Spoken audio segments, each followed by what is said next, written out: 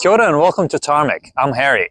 I'm Matthew, and with my return, I have brought with me this, the 4th generation Suzuki Swift. That's right. This is a Kiwi favorite. That's actually a great first car. Come on in, let's have a look at this. This is the 4th generation of the Suzuki Swift, and even though that nameplate has actually been around in the Suzuki sort of warehouse since the 1980s, the Swift, or this Super Mini as we know it today, was actually born in 2005, and between 2005 and now they have sold more than 9 million Suzuki Swifts across the globe. So you can say that this is probably one of the cornerstones of Suzuki's model range, and well, it's not hard to see why. I mean, just look at the thing. It's still true to its roots. It's still a compact hatchback, and it still comes with a bit of sporty flair.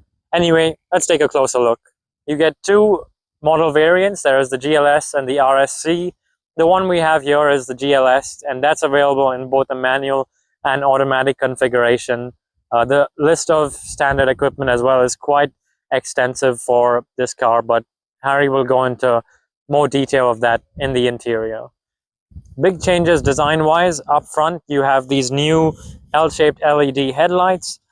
Take a look at this piano black grille as well, which is all new in terms of the design of the Swift. And then this clamshell bonnet as well, a semi-clamshell bonnet that covers it up. Going down to the side, we've got these 15-inch wheels on this particular car, but you can have a size up with the RSC model. Notice as well down the side that typical Swift design feature of the floating roof with the black pillars. Again, a signature of this car right from the very start. Dimensionally, the Swift is just under 4 meters long, 3.86 to be specific. Its width is just about 1.7 meters wide, and then height is just under 1.5. So it's a compact car, even though cars as a general rule have grown in every which way. Today, the Swift still remains a compact super mini. You've got a 265-liter boot back here, and when you drop the seats down, it expands up to 589 liters of space for your cargo in the back. And then in terms of towing, you can have 400 kgs unbraked and then about 650 kgs braked. So it doesn't do too badly from that aspect as well. The other steps up for this new model are design-wise. You get these new tail lights, and then you would have seen on the back of the boot that there is a hybrid badge. Well, every single Swift model now is a hybrid. With this new generation car. Speaking of hybrid power, let's go and take a look at what actually powers this thing. Now, I've got to say, I am actually crouching and bending over and everything to get access to this engine, and I'm sure Dave would have been just fine standing upright. But anyway, speaking of things that are small, how about that engine? So underneath the bonnet, this has a 1.2 liter 3-cylinder petrol engine with a 12-volt hybrid system. Now, what Suzuki have done with that engine, well, they've mated it to a manual transmission in this particular GLS model, but you can actually have a CVT automatic as well. What that gives you is 4 liters per 100 kilometers in terms of efficiency. That's pretty incredible. And then you add to the fact that you get 91 grams per kilometer of CO2 out the back. Again, efficiency-wise, it's really quite special. The other thing is, power is not too bad as well. It weighs in with something about 68 kilowatts of power and about 111 newton meters of torque. So it's adequate, let's say, for certainly a small family's needs in terms of driving and power. Speaking of needs, well, Harry, the tech guy, is inside, and he's going to cover all of the stuff that comes with the new 4th generation Suzuki Swift. And in the interior of the Swift, one of the main themes is also the same familiarity that you see on the outside. Those people that have been very accustomed to how the Swift looks and feels will feel at home when they climb inside the new model. Pretty much everything that you are used to sort of feels and looks the same way that it did in all the other generations. All the commands are very intuitively laid out, so it's very easy to just get inside and know what you need to do and where things are at. Yes, the materials are a little bit scratchy pretty much everywhere that you touch, with the exception of the seats, which are new for this generation, and they are in fact much more comfortable than the ones that they had before. In terms of space, there is plenty in here. There is quite a lot of adjustment for the seats, so it should be easy for people of many different shapes and sizes to find a good driving position. And visibility is also really good because of the tall glass house for the whole car. One thing that has also been improved by quite a bit is the new technology, which is now this mix between the screen that is in front of the dashboard and the one that is for the driver in here. And we will start with the one on the left. And in the main screen here in the front of the dashboard, you can see that they have stuck to the layout where you have 3 different elements and the home screen. One of them is usually set for the navigation, but you can move it around and use it for different settings in case you want to change them from one place to the other, like so. And then you will also have your media, which could be FM, your USB, or even your Bluetooth. And in the middle, you will have the actual settings about your driving. You can see here you will have range, fuel consumption, and even instant metrics for you to know how well you've been driving.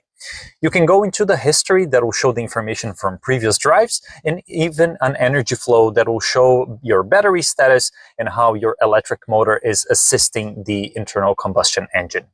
If you go back to the home, you can then go into deeper settings in here that will be able to allow you to customize your brightness, your layout, the theme that you want to use for your layout in here.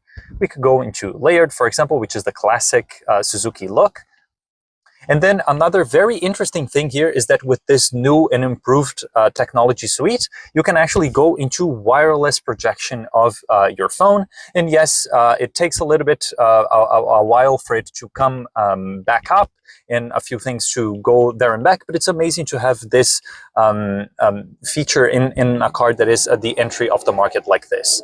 If you want to stay to wired connections, you can use one USB-A port that is available down here.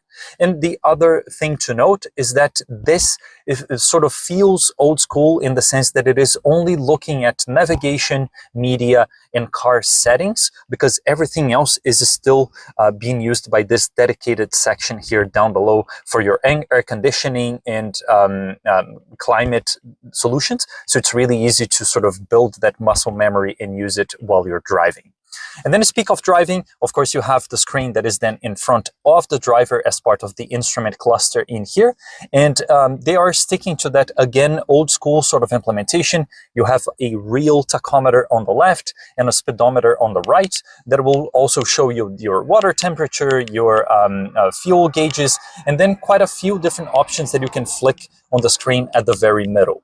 By using the button here on the steering wheel, you will be able to see information about your acceleration and braking, the same energy flow that you have, a digital speedo, and actually some things about the things that you control using the right spoke of the steering wheel, which is an adaptive cruise control, even for a manual car like this. So how cool is this? You then also have the lane keep assist, which can be enabled and disabled with a dedicated button on the steering wheel. And then everything else on the left spoke is more about your media. So you can use this to flick through songs and take and cancel calls, and even use the voice assistance. All right, but one of the main things about the Suzuki Swift is that it has always been a very fun to drive car, even more so with a manual gearbox on it. So I think that it is about time that I switch to the passenger side and that I let Matt have a go at it.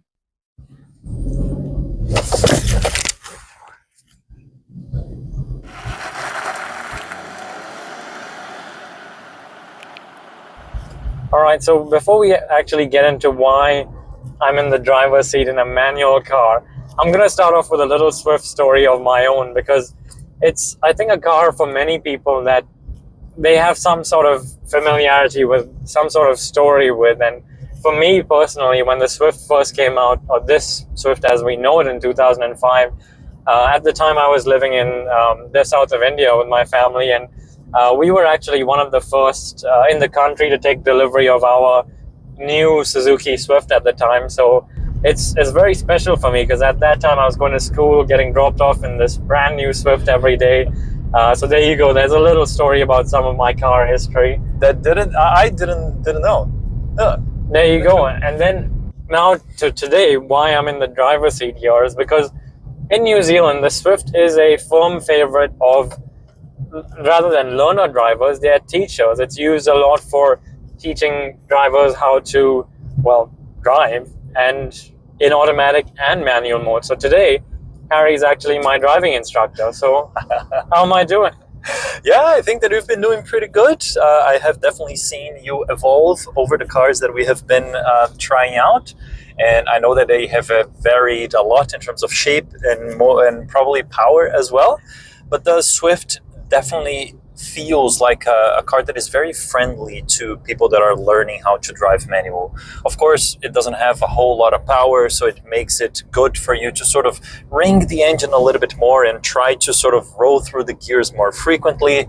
The clutch take up is very, very light. It might be a little bit vague, but it's very light.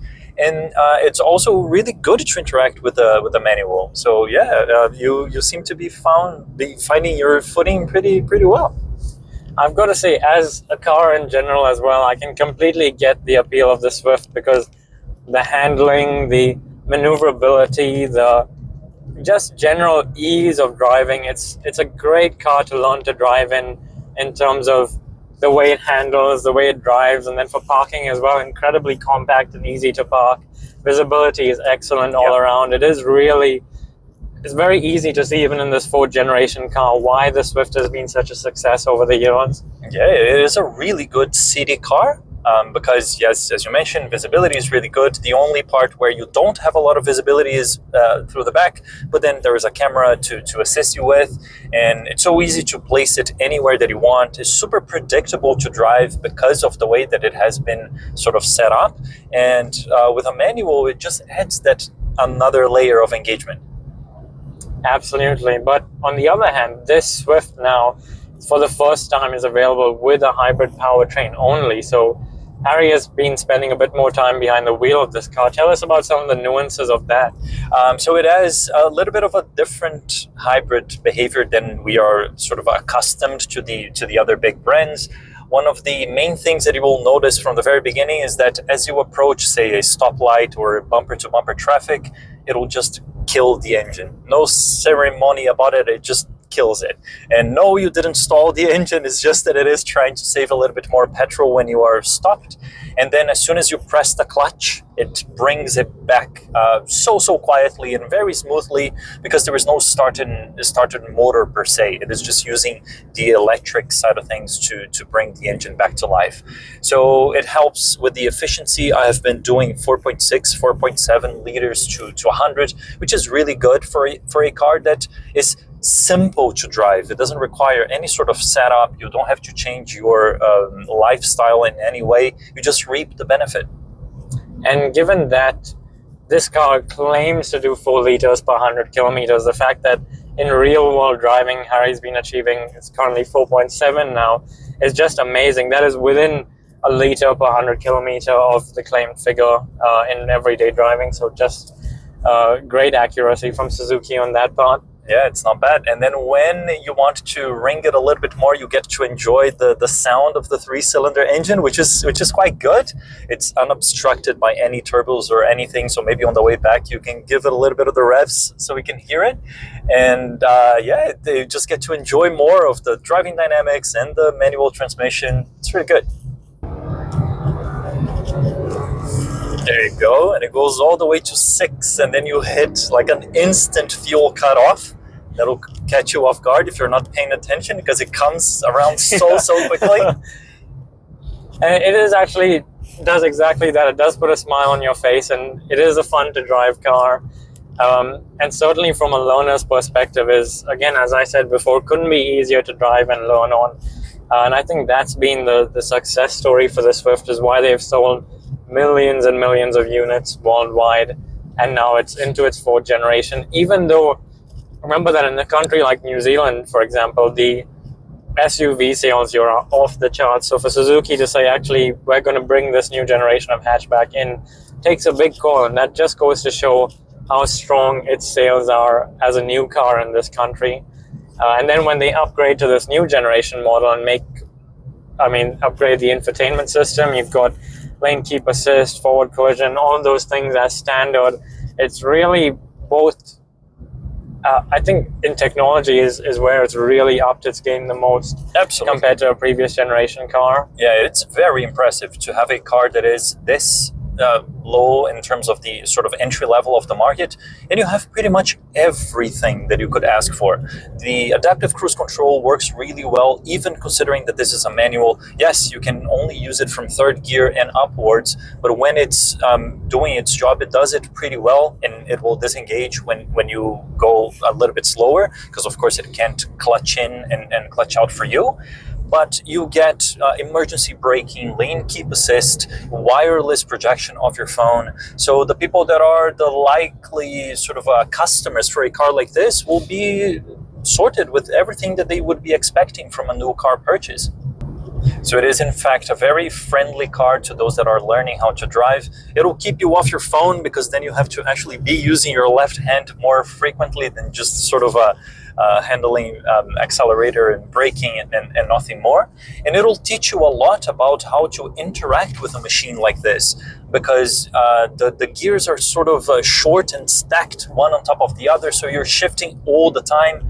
It will teach you how to interact with the revs and how the car behaves. And the lack of power means that you probably will have to try really hard to get into trouble. So yeah, it's I totally support a decision like this. And given that, as I already said, it doesn't have that much power, it's been constantly making me think about gears ahead and shifting, and it's the perfect car, I think, to learn, and especially learn in a manual. And, oh yeah, it couldn't be better.